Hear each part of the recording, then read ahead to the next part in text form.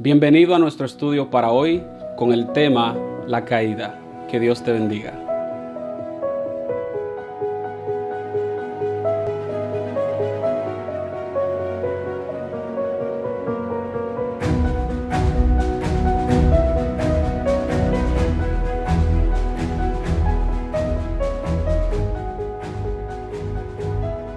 El texto base para nuestro estudio de hoy lo encontramos en el libro de Génesis capítulo 3, verso 15, y la palabra de Dios dice de la siguiente manera: Y pondré enemistad entre ti y la mujer, y entre tu simiente y la simiente suya. Esta te herirá en la cabeza, y tú le herirás en el calcañar.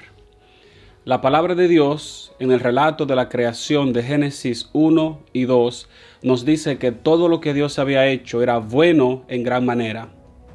En otras palabras, todo era declarado perfecto por Dios, todo había sido aprobado por Dios. Ahora en el capítulo 3 nosotros encontramos una nota diferente. En los capítulos anteriores todo había sido perfecto por Dios, pero ahora el capítulo 3 abre con un pero. Dios había hecho todo bueno en gran manera, pero en este capítulo nosotros encontramos la historia de la caída.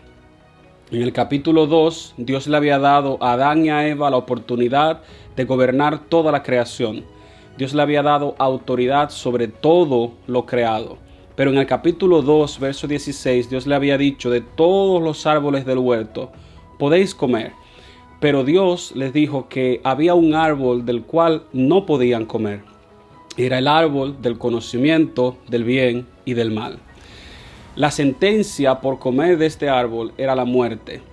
Y después que ellos comieron, cuando cayeron en pecado, cuando desobedecieron a Dios, ellos fueron destituidos de la gloria de Dios. En segundo lugar, ellos fueron expulsados del jardín del Edén.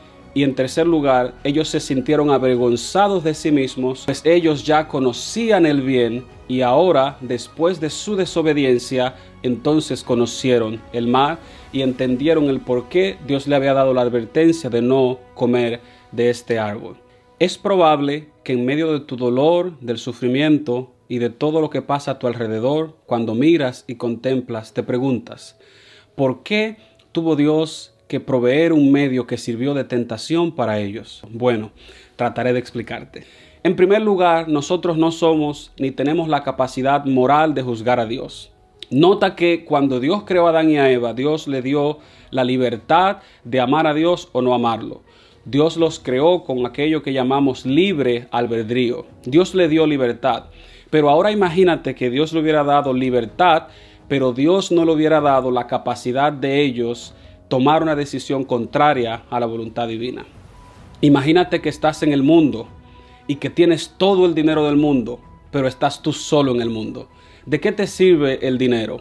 Lo que Dios está haciendo acá es que juntamente con la libertad que Dios le había dado, Dios le había dado a ellos un medio válido para que ellos entendieran lo que significaba la libertad, para que ellos entendieran que había un medio para estar en desacuerdo con Dios y para que ellos sintieran la libertad de que su Dios los había creado con la capacidad de elegir diferente a lo que Dios había ordenado.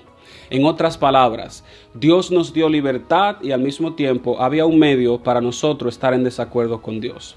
Al final del día, Adán y Eva pecaron, cayeron, comieron del árbol y nosotros hoy cosechamos el resultado de haber usado nuestra libertad de una forma contraria a la voluntad divina. Y todo esto, todo lo que vivimos hoy, demuestra que Dios estaba en lo correcto.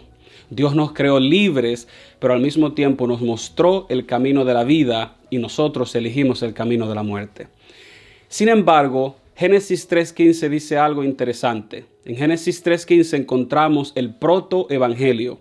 En otras palabras, a pesar de que Dios había puesto el árbol del conocimiento del bien y del mal, que ellos usaron como tentación, en tercer lugar, Dios también ya había diseñado un plan de salvación, un plan de rescate. Y en Génesis 3.15 nosotros encontramos la primera promesa de salvación, la promesa de un Mesías que había de venir a salvar al mundo, a morir por nuestros pecados, para restaurarnos de la condenación del pecado y de la muerte eterna. Es por eso que nosotros nos llenamos de gozo al estudiar la palabra de Dios y el libro de Génesis, porque encontramos un Dios que ya había preparado el plan de la salvación desde antes de la fundación del mundo. De la misma manera, hoy Dios quiere salvarte, Dios quiere tocar tu corazón, Dios quiere tener una relación contigo. A pesar de que has cometido errores y pecados, el Señor quiere darte una segunda oportunidad. Ábrele hoy tu corazón y esperamos que este mensaje, esta palabra, sea de bendición para ti. Dios te bendiga.